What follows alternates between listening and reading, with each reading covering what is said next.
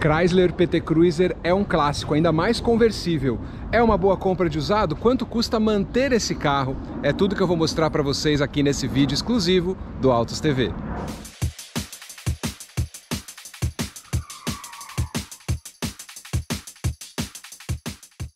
Chrysler PT Cruiser na versão conversível. Já é difícil esse carro com capota fechada, conversível ainda mais difícil, né? Esse carro teve 7.500 unidades aí importadas para o Brasil.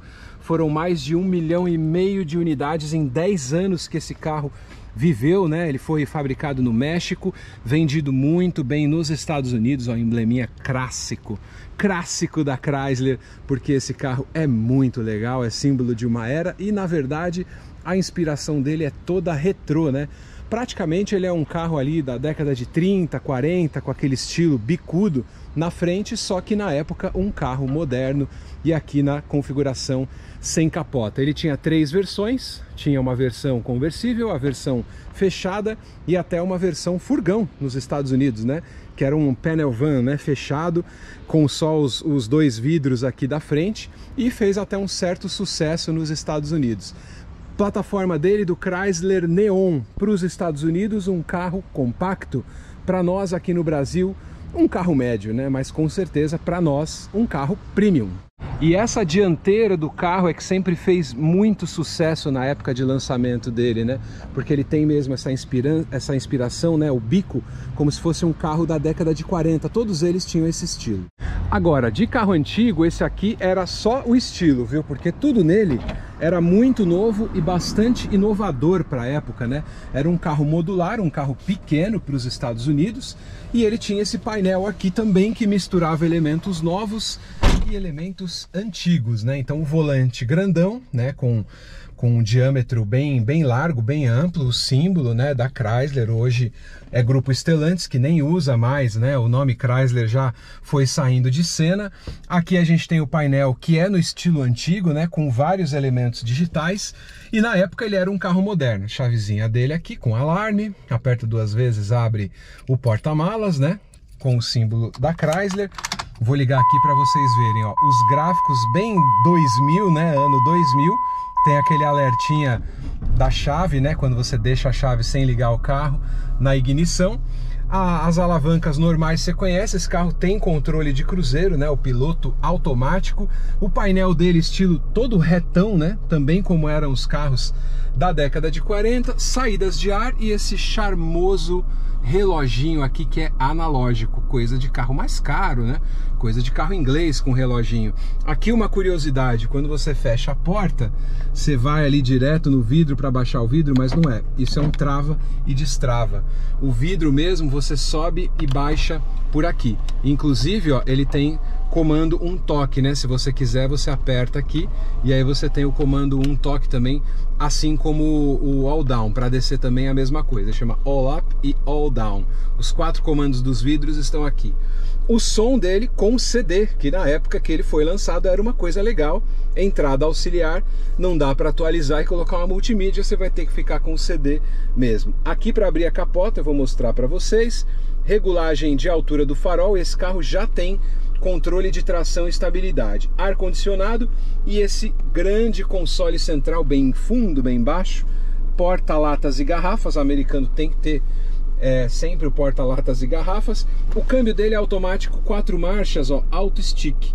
Ó como ele é curioso, ó, você aperta aqui, traz para o D, tá vendo? E se você quiser usar o modo manual, você desce ele mais um pouquinho e usa o auto stick, sobe e desce marcha. Primeira, ó, segunda, ó, tá vendo? Ó, segunda, terceira e depois você baixa se você quiser. É um modo manual, na minha opinião, ninguém usa isso, mas na época era algo assim. Quer esportividade? Nós oferecemos o carro com opção de troca manual. E além do desenho dele ser muito arrojado para a época, esse carro era um carro assim mais para estudante, né, para quem tinha um primeiro carro, porque nos Estados Unidos ele é um carro pequeno, mas cheio de soluções interessantes. Quer ver uma? Os bancos aqui na parte traseira, eles são moduláveis. Você deita, você coloca ele de pé de novo. Você pode até tirar os bancos e transformar ele num furgão. E entre as coisas bem legais que ele trazia, ó, porta-objetos oculto aqui, ó, Você tem porta-objetos com mais 2 porta-latas e garrafas, porta-moedas. Ele tem vários porta-objetos ocultos, que é uma coisa diferente, né? A gente viu aqui isso muito no Honda Fit e o Chrysler PT Cruiser tinha também. Aqui o banco elétrico dianteiro, né? O acabamento dele. E aqui muita gente que acabava reclamando que esse acabamento se soltava com facilidade, mas para a época permitia a modularidade para a pessoa poder entrar e ter acesso aos bancos traseiros também. Uma coisa muito legal é a abertura do porta-malas, né? Você faz ele aqui com chave ou então no controle da chave, você destrava e olha como ele se abre, né? Um mecanismo bem diferente, né? E o porta-malas parece pequeno, mas as soluções aqui são bem diferentes. Vamos primeiro abrir a capota, depois vou mostrar para vocês o que é que dá pra gente fazer aqui. Primeiro, a capota você vem aqui, ó, tá vendo? E você vai destravar ela desse jeito. Destravou a capota, você vai vir aqui e vai apertar o botão. Ele vai abrir os vidros e a capota em poucos segundos vai se abrir completamente, viu? E aqui o detalhe, né? Esse carro tá super pouco rodado. Olha aqui como tá tudo completamente íntegro, sem água, sem o mecanismo funcionando com perfeição. Isso é bem difícil. Essa versão aqui você também tem essa opção de tirar e fazer a modularidade dos bancos. Na versão fechada ele praticamente vai se tornar uma van, né? Porque vai ter aquele grande espaço interno e você pode levar um móvel, um objeto maior. Então esse perfil desse carro era feito muito para o público jovem e por isso que ele fez tanto sucesso. Aqui de novo, né, para fechar, muito legal esse mecanismo de fechamento. E apesar desse estilo esportivo, o desempenho do PT Cruiser era um carro assim de passeio para os Estados Unidos, um carro normal, praticamente um carro de entrada, né? Aqui você tem o motor 2.4, que é um motor de 143 cavalos, 22 kg de torque.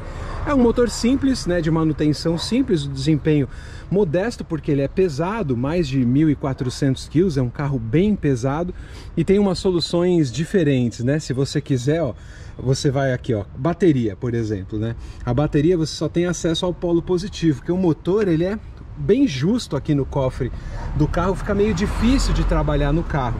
Então, como você não tem acesso ao polo negativo, você não desmonta o filtro do ar, não. Você vai ligar no positivo e aqui a Chrysler fez o seguinte, ó, Negative Jump Start Attachment, para você poder colocar aqui o polo negativo, para você poder dar uma carga na bateria, uma transferência de carga, ou popularmente como a gente chama de chupeta. Mais um carro com uma qualidade de construção, né? A manta, né, para não transmitir muito barulho do motor para fora do carro, né? Então ele tem uma qualidade construtiva muito legal. A Chrysler sempre foi muito boa em fazer isso e aqui no PT Cruiser eles foram sempre muito competentes também. Agora, o PT Cruiser é um bom carro usado? Já fiz o review, já mostrei para vocês. Agora eu vou mostrar a parte seguinte, que é preço de manutenção. Eu fiz uma ampla pesquisa entre donos de PT Cruiser, o que eles falam na internet, fóruns, e vou resumir para vocês problemas comuns e o custo de manutenção. Então se liga que não é muito barato manter esse carro não. E uma outra coisa, já era esperado, eu já sabia disso, mas eu fiquei impressionado com as reclamações que o público que compra esse carro, que é exigente, faz na internet, reclama muito das concessionárias que não atende eles de jeito nenhum. Pontos positivos do PT Cruiser, então, é um carro com muito estilo, um ótimo espaço traseiro para os passageiros, é excelente, e um carro muito equipado, um carro já antigo, com 5 airbags, ABS nas 4 rodas, controle de tração e estabilidade, é um carro com muita tecnologia embarcada e bastante conforto a bordo, mas tem coisas que o pessoal reclama também. E também os pontos negativos do PT Cruiser. Vamos lá, hein? São alguns, a lista é um pouco maior do que o normal. Primeiro, dificuldade de peças. Tudo que você vai comprar é importado. Aliás, eu recomendo você não ir mesmo na concessionária. Tem um mecânico que mexa no seu carro e compre tudo importado, vem tudo dos Estados Unidos, né? São peças boas, mas o custo é mais elevado. Então o preço delas também é alto, é uma outra reclamação. E daqui a pouco eu vou te dar uma dicasinha para isso. Outra coisa, concessionária esquece, não passe na porta que eles não estão afim de mexer nesse carro há muito tempo. Motor não tem queixa, tá? É um motor muito bom, não costuma dar problema. O que você precisa ficar atento é suspensão, porque esse carro não foi feito para o Brasil e as peças são caras. Radiador também tem que ficar de olho. Então, se você for comprar este carro, você vai analisar mais do que a beleza, porque ele tem alguns probleminhas crônicos. Se ele for conversível como esse, a primeira coisa que você vai olhar é o funcionamento da capota. Ele tem que ser linear. Quando você aperta o botão lá igual eu apertei, ele tem que vir continuamente. Se ele começar a vir e der uma travadinha, o ex-dono, né, a pessoa que está te vendendo pode até falar, não, é só pôr um óleo. Não acredite nisso. Esse mecanismo é caro, difícil de arrumar e difícil de importar também. Você vai ter que importar uma peça grande, cara. Então, se tiver problema, é melhor abrir mão, né? Dá uma olhada no estado das borrachas, do mecanismo, se tem água, se está um pouquinho enferrujado, se está gasto. Então, isso é indício de que essa capota já foi muito usada, e se ela der problema, meu amigo, é melhor você nem comprar o carro, porque vai ser bem caro de arrumar. Mas tem outras coisinhas. Quando você for ligar esse carro, você tem que ter uma aceleração também, funcionamento do motor liso, tá? Se ele tiver também com a rotação ali meio incerta, né? Ó, ele tem que ficar sempre um pouquinho abaixo de 1000 ali, né? Tá vendo? Ó?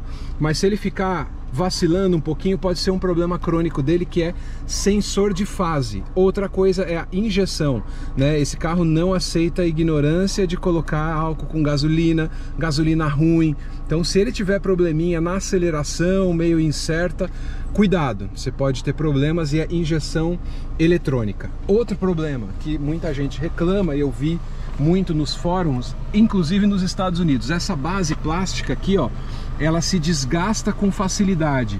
Então é bom você ficar de olho se aqui está desgastado e quebrado, porque é um banco elétrico e o custo de manutenção é super alto. E outras coisas também, quando você andar no carro, vê se ele vibra, se o volante tá legal. Se ele tiver muita folga, tiver trepidando, pode ser a caixa de direção, que é cara.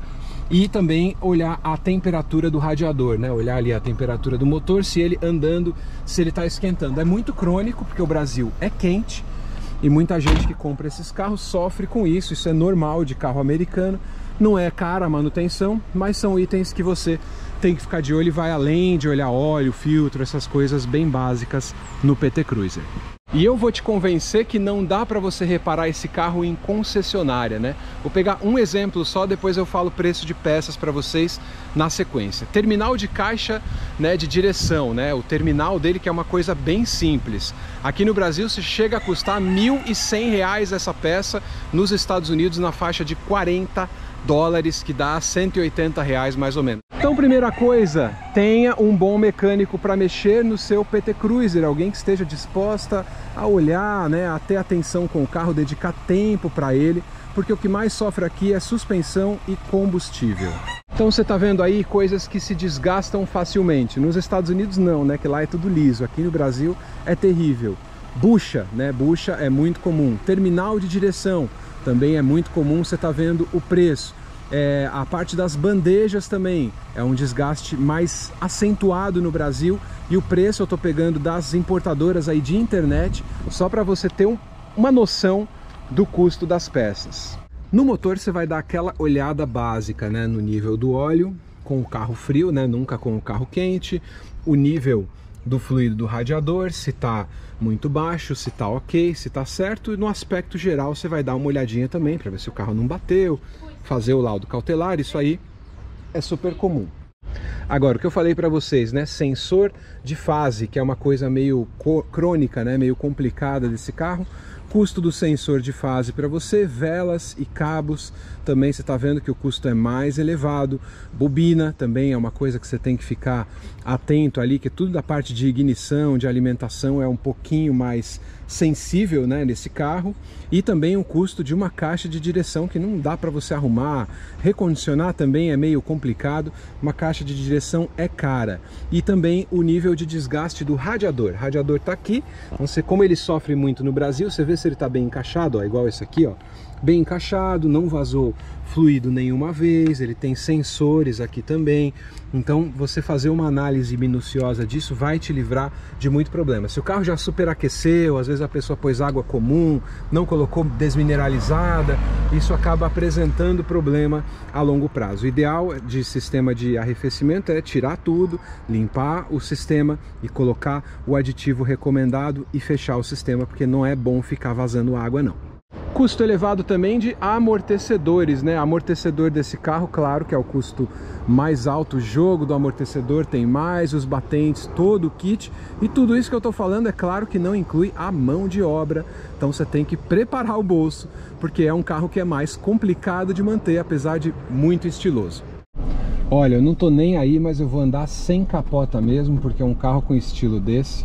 Não dá pra gente andar com a capota fechada, né? Já que tem a capota de lona elétrica, eu abri. O dia não tá lindo assim, mas vou dar uma voltinha. É um carro que você percebe, ele é um pouco pesado, né? Como eu falei para vocês, quase 1,5 toneladas. E o câmbio dele é de 4 marchas, mas não é um carro com pretensão esportiva, é só o visual dele que é esportivo. Então, o desempenho dele é bem bom aqui para você andar no dia a dia, é gostoso. 143 cavalos não é pouca coisa. Ele requer aquela atenção para você andar nas valetas, nos buracos. Nem sempre dá para você evitar isso, né? Mas aqui tem muito quebra-mola ou muita lombada, como a gente fala em São Paulo. É aquele carro para você desfilar e passear. Não é complicado de manter, é gostoso de guiar, né? Vibra um pouquinho aqui porque eu tô usando o apoio e o vidro fica solto, sem coluna. Mas olha, o carro é uma delícia de andar. E esse volante, ele dá aquela sensação mesmo de carro antigo, um volante de reto, né, de base reta, e com aro assim, o diâmetro dele é bem amplo, mas ele é bem gostosinho, viu, para você dar uma volta. Carro bem legal para você dar uma voltinha, para você poder andar ou na cidade ou na estrada, de fim de semana, né? O consumo dele na média aí entre 6,5 e 7 na cidade, entre 10 e 11 na estrada. É aceitável, é um carro pesado, motor 2.4, mas ele é uma delícia de dirigir e muita gente olha para ele ainda, né, com aquela cara de espanto, porque o desenho dele é icônico. Com certeza no futuro vai ser um carro cada vez mais colecionável, tá bom? Eu tô adorando o passeio, espero que vocês estejam gostando também da vista, que é bem legal a bordo aqui do PT Cruiser conversível. Só para vocês terem uma ideia, né, do que eu tô falando, de visual, né, de estilo ao conduzir, né? É bem legal esse carro, bem diferente. E o pessoal repara, se você não quer chamar a atenção, é melhor se comprar outro carro, porque esse aqui todo mundo vai reparar nele.